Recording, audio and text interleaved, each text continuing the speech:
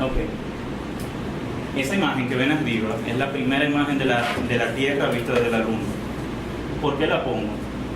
Hay algo muy interesante en ella, y es que a partir de ese momento, eso fue mediados de los años 60, creo que el 66, comienza todo el enfoque hacia el tema medioambiental. Pero por otro lado también da inicio a otro tema, y es la comercialización de los recursos del planeta. O sea, el concepto de mercadeo, de vender los productos, los recursos naturales, como productos. En esa imagen de la Tierra, lo que antes nosotros percibíamos a la escala del avión como máximo, o a la escala humana, que era el territorio, ahora lo percibimos como un todo cerrado, como un producto que se vende. Son los mismos años en que el hombre llega a la Luna, en el 69, son los mismos años en que David Bowie hace la canción Space Oddity, Ian Mahar escribe el libro Design with Nature, y comienza a despertar todo un interés por el tema de la naturaleza, pero también por el tema comercial de la naturaleza. Este libro que está aquí, Recuerdo del Futuro, que era el título que queríamos que le pusiéramos al principio y lo cambiaron.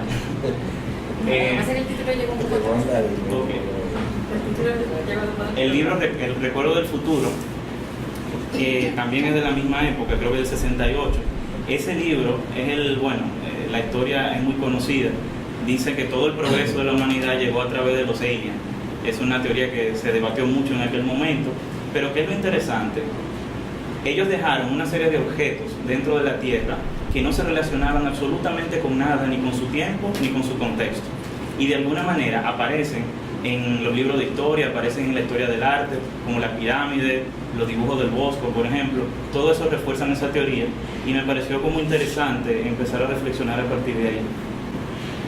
Buscando en blogs, cuando iba a preparar la presentación, me encuentro con esto: la imagen de la Tierra vista desde las personas que se chequean, que hacen check-in en Foursquare. ¿Qué es lo interesante? Nos da un mapa en tiempo real de cuál es el comportamiento comercial o la tendencia de comportamiento comercial de la gente en diferentes países del mundo. Este es el Caribe, según Foursquare. Ellos toman, creo que son los últimos medio millón de check-in, y hacen esa cartografía, una cartografía dinámica. Cada vez que entras a la página cambia. Y aquí tenemos Santo Domingo, hoy, a las 5 de la tarde. Si nosotros vemos, lo que más aparece iluminado es el polígono central. Y no es casualidad. O sea, ahí vamos a comenzar a reflexionar con esa idea, es lo que yo quisiera dejar. O sea, parecería de alguna manera que en Santo Domingo solamente existe el polígono central. Si hablamos de comercio, de negocio, ese tipo de cosas, también aparece algo iluminado la zona colonial, pero el resto de la ciudad aparece apagado, como si la gente no tuviera nada interesante o ningún sitio interesante donde chequearse en ese momento. Rápidamente, como es una introducción, vamos a decir una obviedad, que es el polígono central.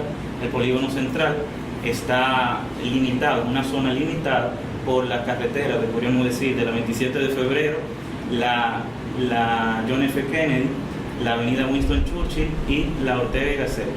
En esa área que está comprendida ahí, parecería como una extensión, o fue una extensión de la ciudad de Santo Domingo a través del eje de las dos vías, de esas dos vías que van este-oeste, la 27 de febrero y la Kennedy.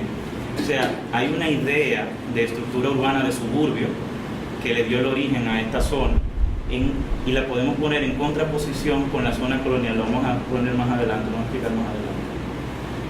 Si nosotros vemos este mapa de la pobreza del 2009, en el polígono central es la zona donde está el índice más bajo de pobreza. Solamente en Naco es donde cambia un poco la tendencia, porque está La Yuca y unos cuantos barrios marginales que están en el mismo centro, en el corazón del polígono central.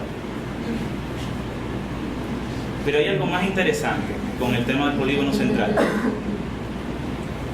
El mapa de la casa del 2011, el mapa del diagnóstico.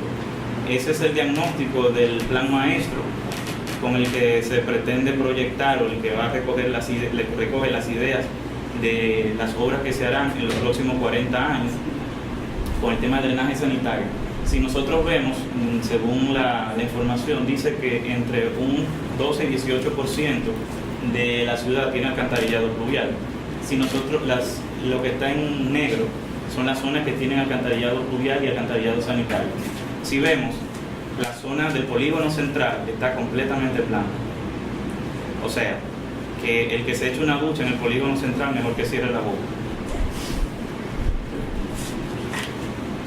Algo interesante a nivel de planeamiento, no vamos a dar una clase de todo eso, simplemente para introducir el tema, ¿verdad? Parecería como si el polígono central y Gascue y la zona colonial fueran zonas completamente ajenas al resto de la ciudad, como desconectadas. Son como esos UPARCs, o sea, esos objetos que trajeron en platillos voladores y aterrizaron en Santo Domingo. Están conectados simplemente por su misma desconexión, por la fractura que crean las vías rápidas, pero también por el cerramiento que hay en muchas calles secundarias que no permite que del polígono central tú puedas salir a esa misma vía rápida. Es que alrededor del polígono central y de esa vía rápida hay una lógica de localización de grandes centros comerciales, como si fuera todavía un suburbio, no un centro de ciudad. IKEA, por ejemplo.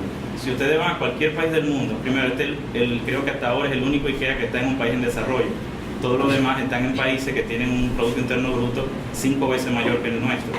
Pero, ¿cuál es la lógica que tiene IKEA? IKEA se pone siempre en lugares que están en las afueras de la ciudad y con acceso a la región. O sea, la lógica de IKEA es una lógica regional. Sin embargo, en Santo Domingo se ubica precisamente en el borde del polígono central, como si el resto de la ciudad de Santo Domingo fuera todo periférico. La lógica de consumo que hay en el polígono central hace que es una de las estrategias que hace que IKEA, una de las razones que hace que IKEA se ubique en ese sitio, aparte de tú tener la facilidad de salir, de conectarte regionalmente hacia el Cibao o hacia el este por esa misma vía. Pero ¿por qué enfrente justo del polígono central? ¿Cuál es esa tendencia de consumo? Después si nosotros vemos aquí, la zonificación indicativa de densidades del Ayuntamiento del Distrito Nacional, nosotros ve que es una continuidad, del empeño y el esfuerzo que se hizo en los años 90 del plan director. Nosotros vemos que precisamente el polígono central, Gascue y la zona colonial, lo que aparece en Foursquare como los lugares interesantes, aparecen con su propia normativa, con sus propias leyes, completamente no disociadas, pero aparte de las otras que tienen en la circunscripción 1 este plan. Y me parece interesante como reflexión, porque precisamente esa es una de las debilidades que tiene el polígono central, y es su aislamiento con el resto de la ciudad. Esta imagen, que era la última que voy a poner, la imagen que yo quería traer, es de un proyecto, de una tesis de un estudio de unos jóvenes del colectivo Zuluar, de español, y me parecía muy interesante porque de alguna manera refuerza esa idea que les quiero mostrar.